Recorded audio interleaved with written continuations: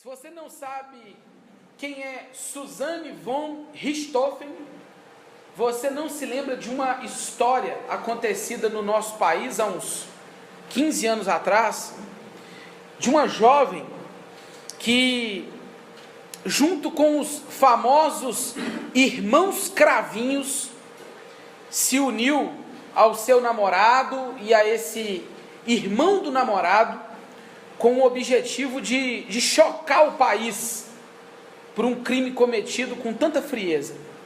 A Suzane era uma menina de classe média alta em São Paulo, filha de uma família de renome, e nós não sabemos bem como que a vida, a realidade dela era de fato, o seu relacionamento com os pais, mas o que nós sabemos é que os telejornais noticiaram a morte dos seus pais de uma maneira brutal, como um latrocínio inicialmente, que é o que? Um crime, um roubo seguido de morte. E enterraram os pais, foi uma comoção, a mídia toda em cima, porque foi um assassinato brutal, e tem imagens dela chorando junto com o irmão no cemitério, a morte do pai, e pouco tempo depois eles descobriram que a menina, junto com o namorado e o outro irmão, planejaram o assassinato do pai e da mãe, numa situação assim, brutal, horrenda, se a gente pode dizer. A gente ouviu relatos que o pai foi morto junto com a mãe a pauladas, parece, e ela foi para um lugar embaixo, tampou os ouvidos para não ouvir, mas assim, um assassinato brutal, onde ainda pegaram dinheiro e pensaram em viver a vida a partir disso. Uma filha que com o namorado planejou a morte do pai da maneira mais cruel e covarde, enquanto os pais dormiam. É uma coisa que chocou todo mundo. E há pouco tempo eu vi na revista Veja uma reportagem sobre o irmão dessa menina, acho que o nome dele é Andreas Richthofen, alguma coisa assim, que em São Paulo se transformou num usuário de droga frequente na Cracolândia. Já um camarada crescido e tudo, foi preso, desorientado, uma vida deplorável. Gente, que história triste. E quando eu li a história desse menino, há quem diga que ele, mesmo com pouca idade, tinha participação não direta no crime, mas sabia e tudo mais. Eu fico me perguntando, e li a matéria e fiquei me perguntando ali nas noites insones, se o pai tivesse 5 minutos com essa menina, depois de tudo o que aconteceu, o que ele diria para ela? O que um pai diria para o filho que intentou contra a própria vida dele? Em algum momento, nós não sabemos, aconteceu ali naquela casa, ali naquela família, uma coisa que nós temos dificuldade de perceber. Diferenças começaram a transformar a relação em indiferença. E essa indiferença promoveu o que, naturalmente? Distanciamento, afastamento, separação, e não existe um sinônimo tão profundo para separação quanto a palavra morte, e que foi o que aconteceu nessa história. E eu pensando no que um pai diria, levando em consideração o pai também caído como ser humano, talvez não perdoaria ou perdoaria, nós nunca saberemos, a gente nunca vai saber o que aconteceria nessa história de fato, mas nós sabemos uma coisa: à medida que nós vamos crescendo, não sei se você já percebeu, as nossas preferências, elas vão crescendo também. Já percebeu isso? Que quando você tem filho, você percebe que o filho começa a crescer quando ele consegue articular vontades, e você tem certeza que o filho cresceu quando o filho fala assim: eu quero assim e não do jeito que o senhor e a senhora estão falando. É ou não é? Quem tem filho sabe. Você percebe que o filho cresceu quando ele fala assim: quero isso, não quero aquilo. Mas você fala assim: não, agora cresceu mesmo, não tem jeito, quando ele é capaz de exercer sua preferência de forma o quê? Autônoma, de forma independente. E à medida que as preferências vão crescendo, pense no que eu estou dizendo, as diferenças também. Porque você gosta de um tipo de música, o seu pai gosta de outro tipo. Você gosta de você tem um estilo de uma maneira de se vestir, a sua mãe tem outro. Estou falando de coisas banais, mas naturalmente, à medida que as preferências vão mudando, as diferenças também vão mudando e aumentando.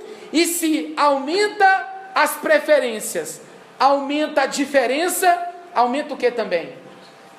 A indiferença, o afastamento, os abismos vão surgindo no nosso meio. E pense no caso da Suzane que eu citei. Essa menina foi crescendo, e ela certamente, e ao que tudo indica, ela tinha um relacionamento com um rapaz que o pai não aprovava, e a mãe não aprovava. E isso foi o suficiente para fazer com que a família ela se separasse de uma maneira assim, profunda, tão profunda, Rebeca, que gerou uma separação eterna, né? Uma separação para sempre, porque envolve vida e morte. E aí eu, pensando nisso, me lembrei, o que um pai diria quando vê um filho chegando a ponto de uma autonomia e de uma independência, de não querer tê-lo mais ao seu lado. Você já está na sua mente, eu tenho certeza aí, recriminando esse menino. Mas talvez você seja um desses, quando o assunto tem relação com pai e filho. Pai e filho, preferências, diferenças e indiferença. Está todo mundo entendendo o que eu quero dizer? Se você perceber, é muito fácil para a gente olhar dentro do nosso campo de pensamento, dentro da nossa estrutura social, que é um absurdo uma menina fazer isso com o pai. Mas nós estamos falando de preferências que fizeram com que diferenças crescessem, e naturalmente indiferenças transformaram uma relação que precisava ser linda, que precisava ser bonita, num abismo tão terrível, num abismo chamado morte. Isso é muito triste. E a gente vê isso muito nas famílias. A gente vê muitos casos assim. E eu quero abrir um parênteses na minha mensagem e dizer que talvez isso tenha acontecido com você no nível social. Talvez você...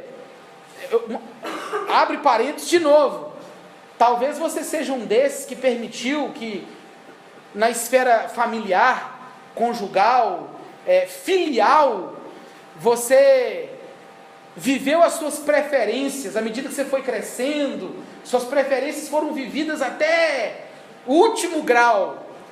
E essas preferências criaram dentro da sua família o quê? Diferenças. Aos poucos essas diferenças foram se transformando no quê? Indiferenças. E as indiferenças elas têm um sinônimo: afastamento, separação e morte. Acontece, ou você vai aos poucos deixando de ser família, ou a família vai aos poucos deixando de ser você. E mesmo que essa ruptura não aconteça no mundo externo, ela às vezes acontece no mundo interno, correto? Existem famílias inteiras que elas estão próximas. A separação não aconteceu no campo social, mas ela aconteceu no campo emocional, aconteceu no campo moral. Tem muita família, muita gente que naturalmente vê esse afastamento acontecendo. E a gente consegue perceber que existem pessoas que estão próximas fisicamente, mas estão distantes emocionalmente. Eu lembro de uma cena de um filme, eu lembro que o casal era tipo oriental. Eu não sei, assim, é uma cena que me chamou a atenção de um filme antigo, em que o casal está muito perto, E o plano da câmera vai mostrando o casal brigando, e eles vão discutindo, só que sem que você perceba, o plano da câmera vai saindo, e quando eles vão fechar a cena, mostra um casal já bem distante um do outro. Isso acontece demais.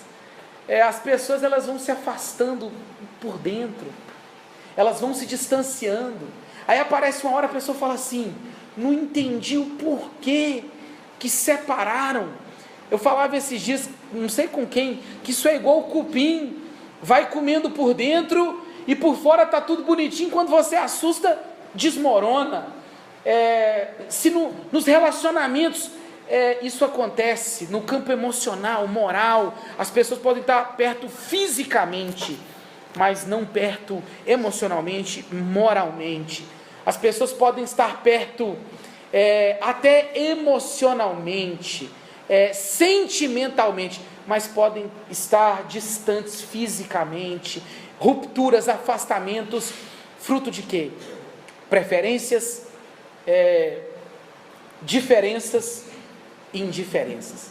E nós temos um relato bíblico que é uma história dramática a respeito disso, que nós acabamos de ler. A história é muito conhecida e simples até, mas não deixa de ser profunda. É a história de um filho que chegou para o pai e, parafraseando ou contextualizando, disse simplesmente assim: já que o senhor não morre logo, morra em vida, para que eu receba a parte que me cabe da herança, porque a herança já pressupõe a morte do pai.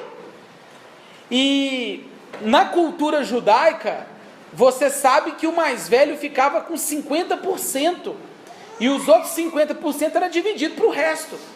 A Bíblia fala que o filho mais moço pediu a herança. Se fosse o mais velho, dava para entender, né? Gente, essa parábola é uma coisa muito louca. O mais velho reclama tendo ficado com a maior parte. O mais novo se perde tendo ficado ou possuindo a menor parte. É uma coisa muito estranha. Mas o filho mais moço fala assim: pai, o caçula, o senhor não morre, não morre, faz o seguinte, me dá a grana, que eu quero viver a vida, eu quero ser livre, eu quero a minha liberdade, as minhas preferências, eu agora sou um homem, as minhas preferências estão mudando, eu agora estou independente, a gente tem algumas diferenças aqui dentro de casa, e assim, já não é a mesma coisa, nossa relação mudou, deixa eu sair fora. E ele vai embora, o pai faz o que ele quer, dá o dinheiro, ele vai embora, e a Bíblia diz que ele desperdiçou toda a sua grana com meretrizes, curtindo a vida, na balada e tudo mais. E depois que o dinheiro acabou, a Bíblia fala que esse camarada teve que competir a comida. Vamos contextualizar de forma desagradável? Posso? Não posso? Ele estava dividindo a lavagem. Você não lembra da lavagem do porco? Aquela comida... Não, tem uma turma aqui que lembra da lavagem. Eu lembro da minha avó, lá na casa dela, virando para o meu tio mais moço e falando assim: Tiago, leva a lavagem para o porco. E o tio Tiago: ah, não, porque a lavagem era feia, era o resto do resto. E aí o cara dividindo a comida ali, o cara fala: rapaz, eu saí da casa do meu pai, onde tinha tudo isso, não, eu não posso fazer isso de jeito nenhum. O que eu estou fazendo? Só que o que acontece? Ele tem uma crise de consciência, e essa é uma coisa que ninguém consegue fugir da própria consciência. Não consegue. Ontem a gente estava falando daquele livro lá do Dostoiévski, que o cara fala, olha, a consciência, meu amigo, ela é uma doença, porque não deixa o cara em paz, ela não deixa o cara livre, entre aspas, e a consciência fala assim: eu vou voltar, mas e aí? Eu feri o meu pai profundamente. É para o cara que está dividindo a comida com porco voltar e ser tratado como um escravo, não custa tentar. O não eu já tenho, e ele caindo em si, levantou-se e foi pela estrada de volta para casa. E eu sei lá, eu quero contextualizar e parafrasear isso aqui o tempo todo. Pensa comigo. A Bíblia diz que o pai o avistou de longe. Pensa aí naquela casa lá na roça, aquele caminhozinho, aquela entrada, e quando o pai olha, sabe que não é qualquer um, é o filho dele. E a Bíblia diz que o pai, eu fico arrepiado falando isso, rapaz, que o pai o avistou. E o que o pai fez? Ficou sentado na cadeira, mandou o capanga ir lá e falar assim: vai lá conversar com aquele bandido que traiu a minha confiança, que me matou antes de eu morrer, vai lá saber o que ele quer, e é da porteira para lá. A Bíblia diz que esse pai da parábola, esse aqui, nós não estamos falando dos nossos padrões, por melhor que o seu pai tenha sido, ou que você seja como pai, nós estamos falando do pai da parábola.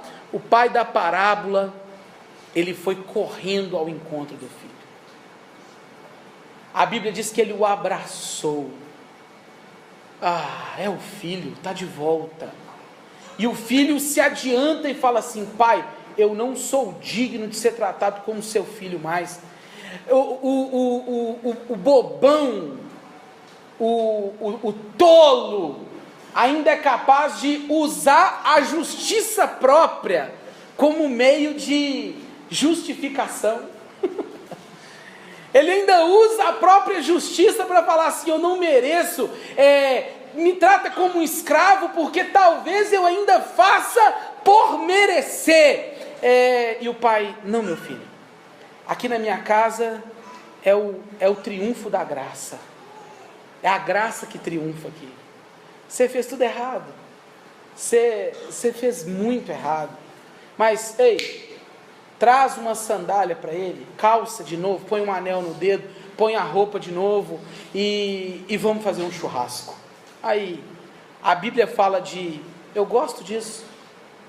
Por isso que eu falo que quando uma pessoa vira para mim e fala assim: eu quero ser restaurado com Deus, eu preciso de ser, eu quero voltar para a casa do pai, pastor.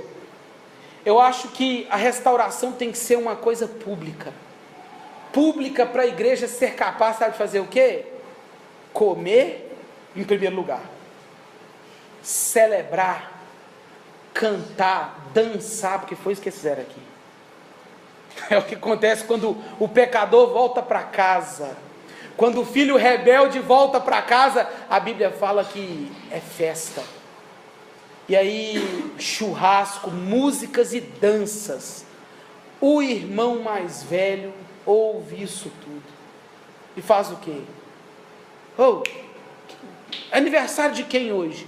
Rapaz, você não está sabendo, chegou agora da roça, você estava lá trabalhando, seu pai matou um novilho bonito, aquele, tirou a picanha e está lá, esperando, fazendo aquele churrasco. Seu irmão voltou para casa, voltou com saúde, está bem, o pai o recebeu, aí a família está completa de novo.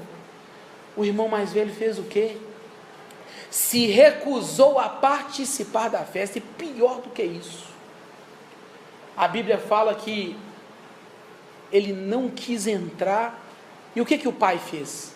O pai falou assim: é um menino chato esse mesmo, viu?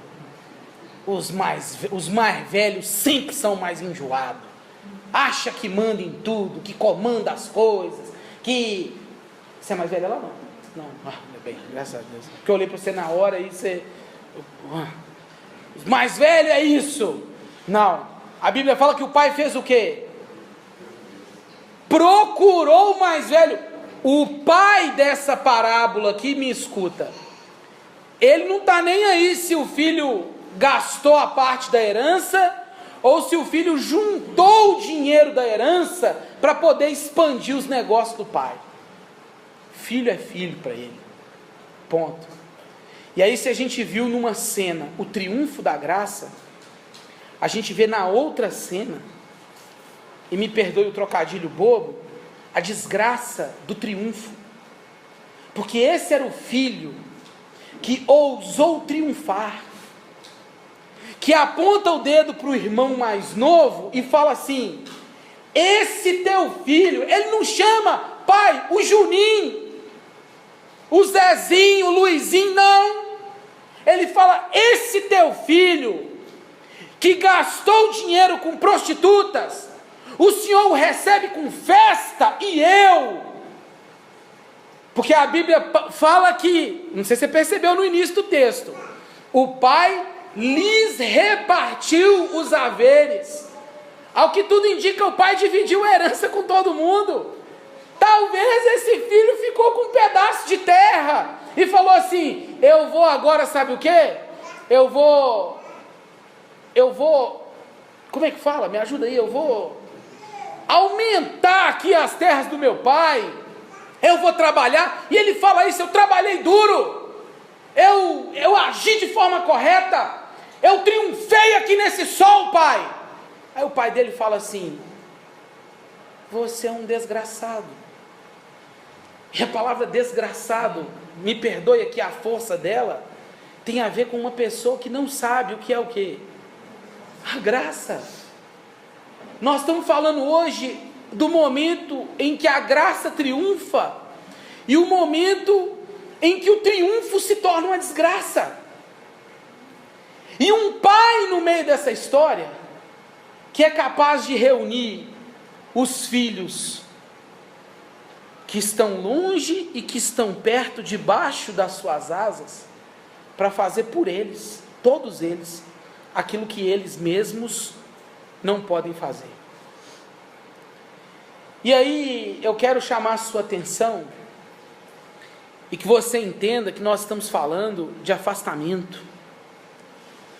Pais cujo coração partido veem os filhos pegando os seus valores, os seus haveres, aquilo que lhes foi dado como uma dádiva, um presente, uma herança, e destruindo como a pureza, a sobriedade, a inteligência, os sonhos, os talentos, e desperdiçando essas coisas nas estradas da vida, pelo simples fato de acreditar que pela autonomia, a independência, que pela condição de se viver sozinho, de saber que por causa das preferências, você agora tem condição de viver de maneira diferente, e essa diferença, ela te torna indiferente ao seu verdadeiro pai,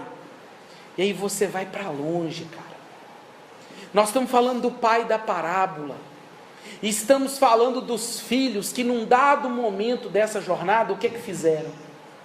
Se esqueceram que receberam do pai esses haveres, essas porções, e o que fizeram com elas?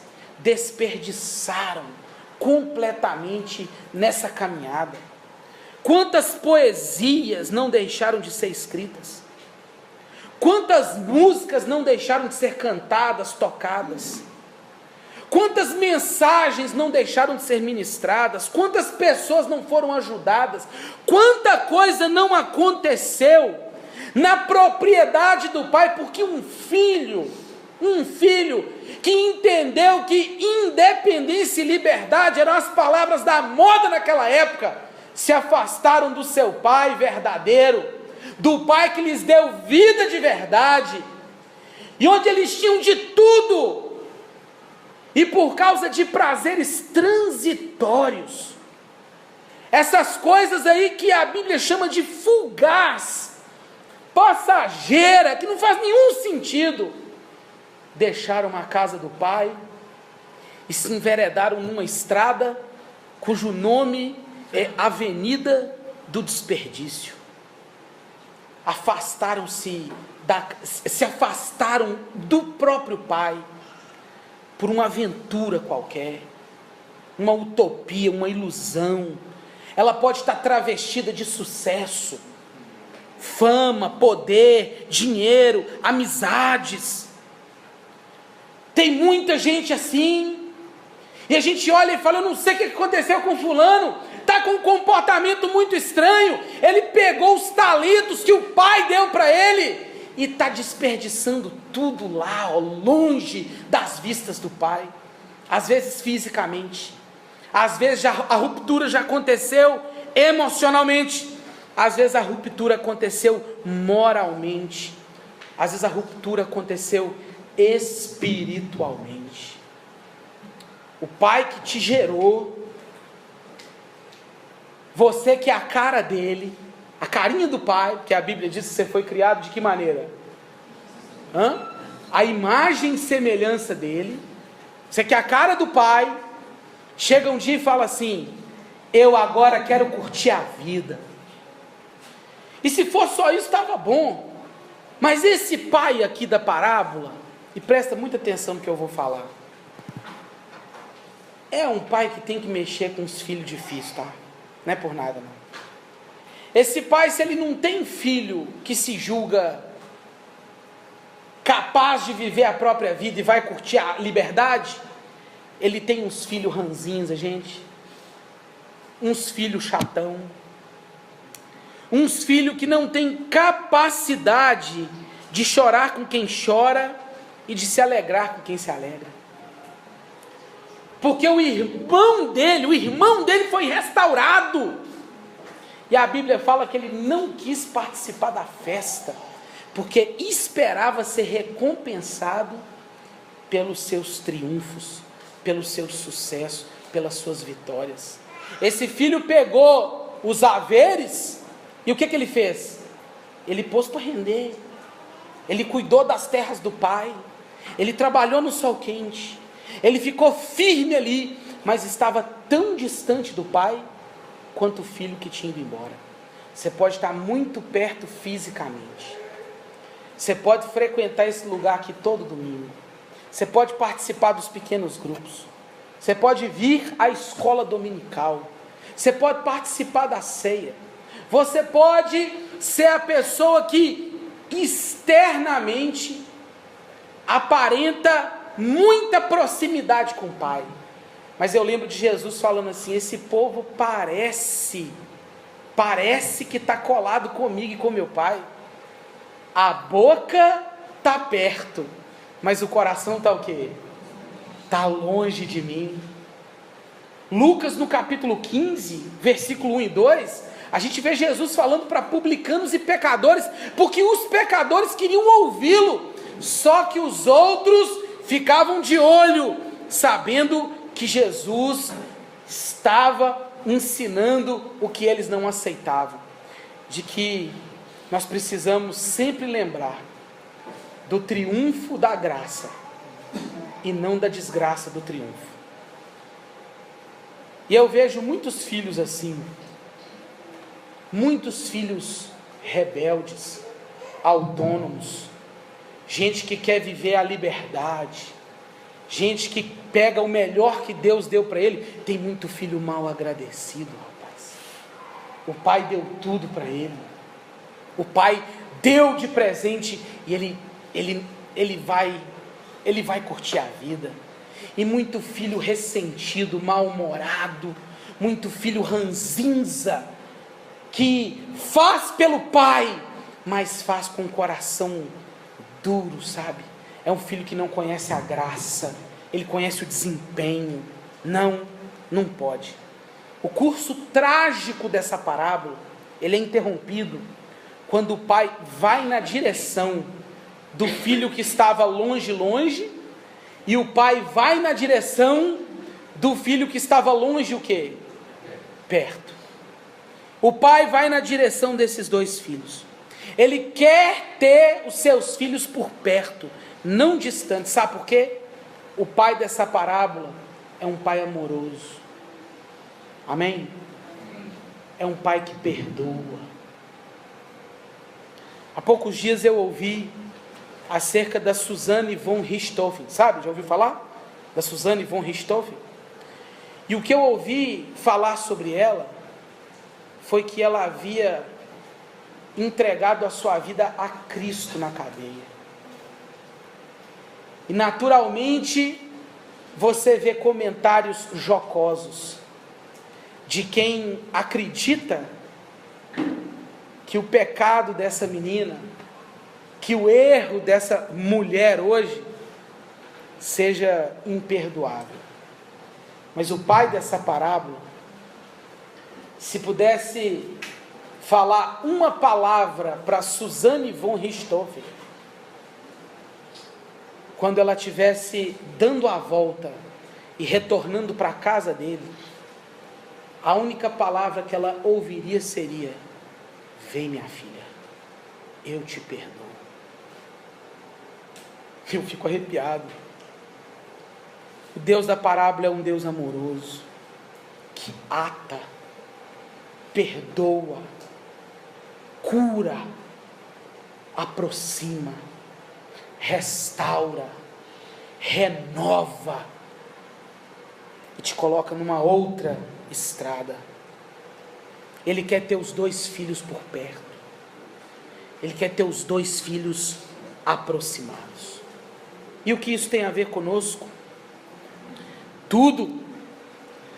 Porque quantas e quantas vezes, por causa de preferências, eu não sei qual palavra usar para diminuir as nossas preferências, mas por causa das preferências mais banais, mais insignificantes, nós permitimos que as nossas diferenças com o Pai, elas aumentem.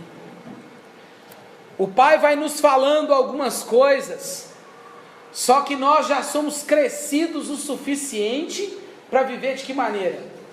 Livres, independentes, autônomos. A gente vai esquecendo do que o Pai vai falando. À medida que crescem as preferências, crescem as diferenças. E se aumentam as diferenças, aumentam também o quê? As indiferenças. E quando você se dá conta, já está bem longe da casa do Pai, com a mão cheia de valores. Eu quero encerrar isso aqui te lembrando que aonde o triunfo se torna uma desgraça na vida das pessoas, só a graça pode triunfar. E o que a gente mais vê é gente que acredita que pode viver de forma autônoma.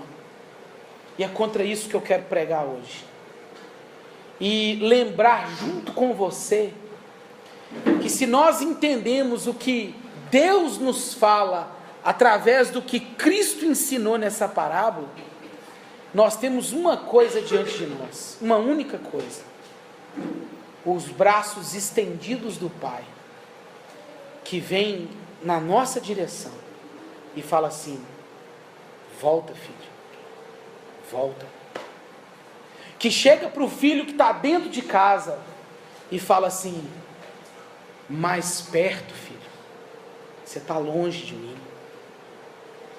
Que chega para os seus filhos e fala: vem. Eu gosto do que diz Jeremias no capítulo 31, quando fala de amor. Deus olhando para o seu povo que o havia abandonado. E a Bíblia diz assim: por isso, com amor eterno, eu fiz o quê? Te amei e cruzei os braços e fiquei esperando você fazer por merecer. É isso que está lá no texto, né? Não? E com amor eterno, o que eu fiz, Rebecca? Eu te atraí. O Deus que ama, o Deus da parábola, ama e nos aproxima. E Ele está falando com você assim hoje: seja lá o que você tenha feito, não importa o pecado. Eu fiz algo pior do que fez Suzanne von Richthofen. O que é pior? Diante de uma justiça que foi executada da maneira mais terrível, um inocente morrendo por culpados, ali na cruz do Calvário. Nós só sabemos que a graça triunfa porque em um momento da história algo horrendo aconteceu. Jesus morreu naquela cruz para tornar possível o seu caminho de volta para a casa do Pai. E se você é um desses filhos rebeldes, que está desperdiçando os seus haveres com o que não deve, vivendo dissolutamente, ou se você é um desses filhos ranzinzas, mal-humorados, que vive falando mal quando o Pai usa a sua graça livre e soberana, muito cuidado. O Pai hoje está te chamando e falando assim: vem, volta para mim. Não existe separação tão profunda que o amor de Deus não possa curar.